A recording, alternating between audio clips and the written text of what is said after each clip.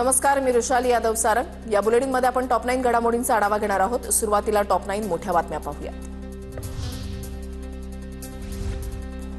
काही ठिकाणी भाजप शिवसेना राष्ट्रवादीची युती होईल तर 1 ते 2 ठिकाणी भाजप राष्ट्रवादी एकत्र लढेल। मनपा निवडणुका जाहीर झाल्याच्या पार्श्वभूमीवर मुख्यमंत्री फडणवीसांची माहिती तर पिंपरी चिंचवड पालिकेसाठी सर्वस्व पणाला लावणार अजित पवारांचं स्पष्टीकरण।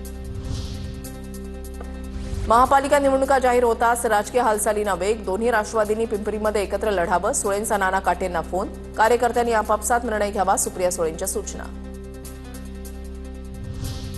मनसेसोबतच्या युतीबाबत आठवड्याभरामध्ये अधिकृत घोषणा होणार। ठाकरे सेना आणि मनसेच्या युतीवर संजय राऊतांची मोठी प्रतिक्रिया। तर आज संजय राऊत राज ठाकरेंची भेट घेणार। काँग्रेस मुंबई पालिकेची निवडणूक स्वतंत्र लढणार। खासदार वर्षा गायकवाड यांचा पुनरुच्चार। आमची कुठेही मैत्रीपूर्ण लढत नसेल, आमचे मुद्दे घेऊन आम्ही लढणार, असंही केलं स्पष्ट। काँग्रेसचं मुंबईमध्ये आता फारसं बळ राहिलं नाही, त्यामुळे काँग्रेसनं निवडणूक लढवली तरी जास्त फरक पडणार नाही। मुंबई महापालिका स्वतंत्र लढणार, या वर्षा गायकवाड यांच्या भूमिकेवर खासदार अशोक चव्हाणांची टीका। ठाकरे बंधू आणि काँग्रेस एकत्र आले तरी आम्हाला फटका बसणार नाही। मुंबईकर भाजप आणि शिवसेनेला निवडून देतील, मुंबईकर विकासाला साथ देतील, मुख्यमंत्री फडणवीसांचा निर्धार। राज्यातील 29 महानगरपालिकांसाठी 15 जानेवारीला मतदान आणि 16 जानेवारीला निकाल लागणार। राज्य निवडणूक आयोगाकडून मनपा निवडणुकांचा कार्यक्रम जाहीर। सर्व महापालिका क्षेत्रामध्ये आचारसंहिता लागू।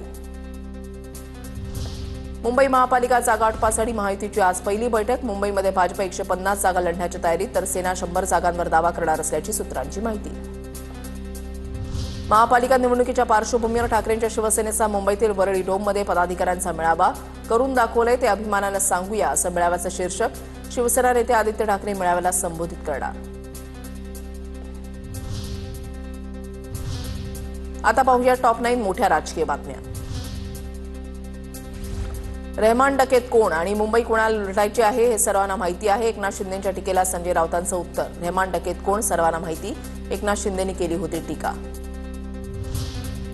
नवाब मलिकांचा मुद्दा राष्ट्रवादी काँग्रेसची डोकेदुखी ठरणार का? कारण महायुतीच्या बैठकीला राष्ट्रवादी पक्षाला निमंत्रण नाही। राष्ट्रवादी नवाब मलिकांच्या शिवाय चर्चेला तयार नाही, सूत्रांची माहिती। भाजप नवाब मलिकांच्या शिवाय चर्चेवर ठाम असल्याची सूत्रांची माहिती।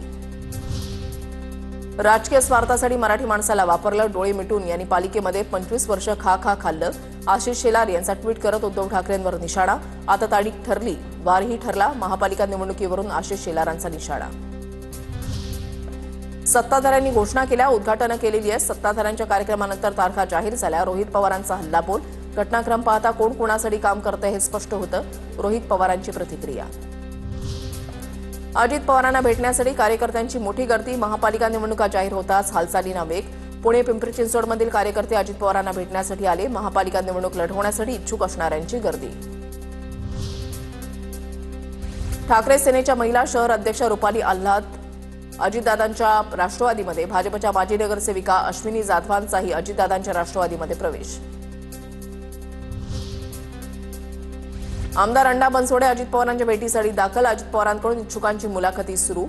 अजितदादांकडून पिंपरी चिंचवडमधील इच्छुकांच्या भेटी आणि मुलाखती। पिंपरी चिंचवडमध्ये दोन्ही राष्ट्रवादी एकत्र लढण्याची शक्यता, सूत्रांची माहिती। पुण्यातील मुंढवा जमीन गैरव्यवहार प्रकरणी दिग्विजय पाटीलची बावधन पोलिसांकडून 11 तास चौकशी। जमीन गैरव्यवहार प्रकरणामध्ये आतापर्यंत 40 मुद्द्यांवर चौकशी झाल्याची माहिती। आज शीतल तेजवानीचा पिंपरी चिंचवड पोलीस ताबा घेणार। महाराष्ट्रामधील खासदारांनी जरांगे पाटलांची भेट घेतली। ओमराजे निंबाळकर, बाळामामा म्हात्रेंनी जरांगेंची भेट घेतली। संदीपान भुमरे, कल्याण काळेंनी सुद्धा जरांगे पाटलांची भेट घेतली। मराठा आंदोलक मनोज जरांगे पाटील राजधानी दिल्लीमध्ये।